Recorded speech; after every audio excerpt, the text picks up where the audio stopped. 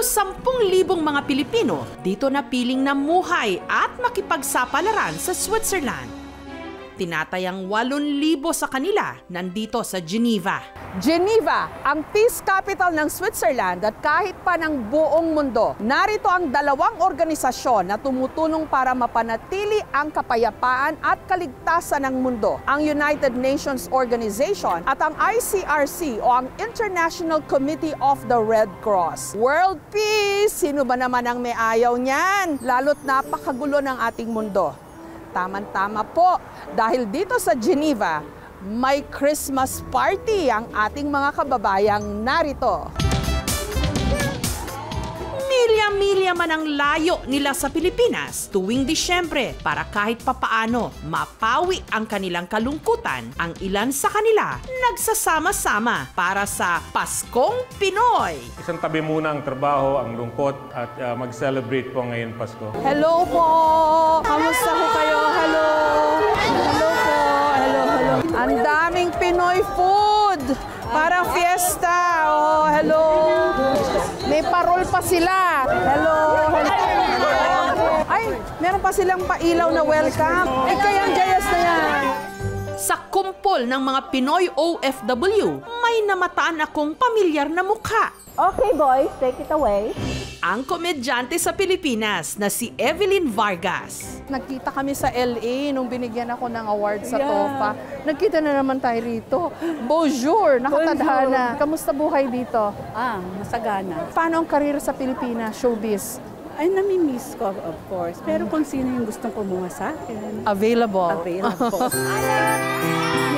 Ang event na ito, inorganisa ng Ugnayang Bayan, ang federasyon ng mga Pinoy dito sa Geneva. Pinamumunuan ito ng kanilang presidente na si Jerry, na magdadalawang dekada nang narito sa Switzerland. Kwento mo naman paano ka nakarating ng Switzerland? Dumating po ako dito sa 1993. Pagka-graduate ko lang po ng Marine Engineering. Tourist po ako nung dumating dito. Nag-TNT po ako for 3 years. Bakit ka nangahas na maging TNT? Siguro yun ang talagang binigay sa akin ng Diyos na mapunta dito. Tapos yung opportunity.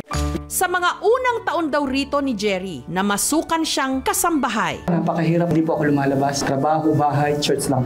Kalaunan, nakilala niya ang kanyang misis na si Beth na isa ring kasambahay.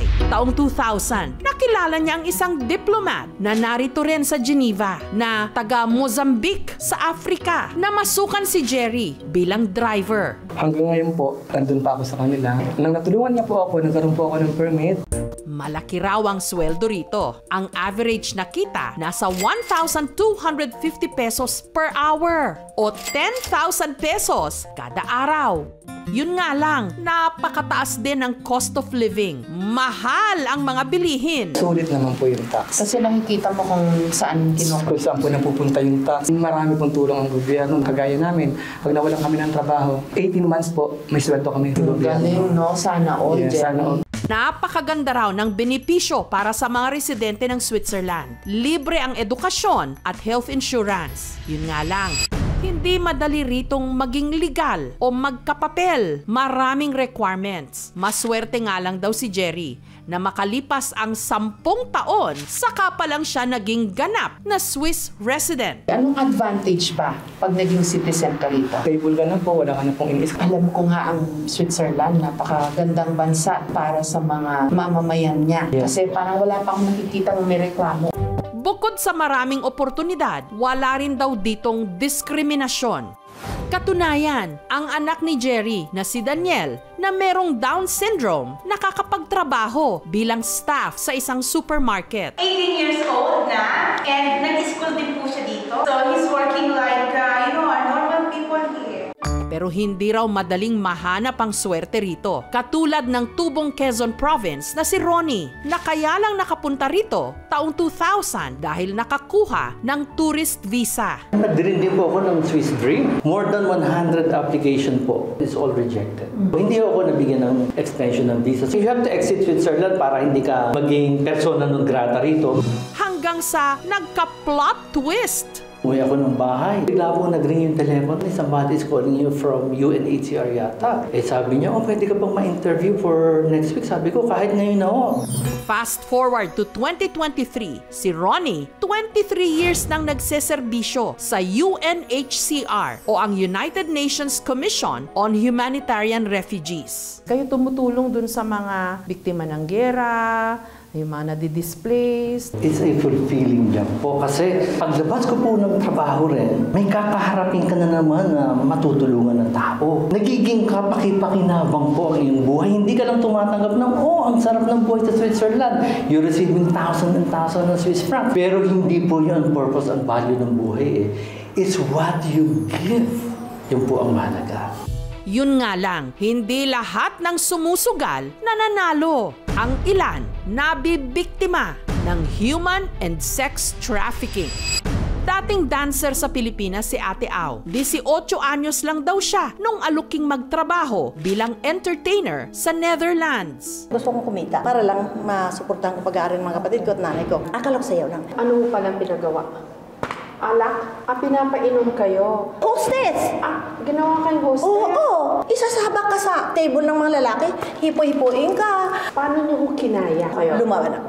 Hanggang may nakilala siyang German national na tumulong daw sa kanya na kalaunan naging mister niya. Siya ko nagligtas sa'yo. Siya nagligtas sa akin. Ngayon yung mama, na-inlove sa akin. Sabi sa akin, I love your show. Sabi niya, you need help? Of course, sabi ko. 1,100% sabi ko gano'n, I need help.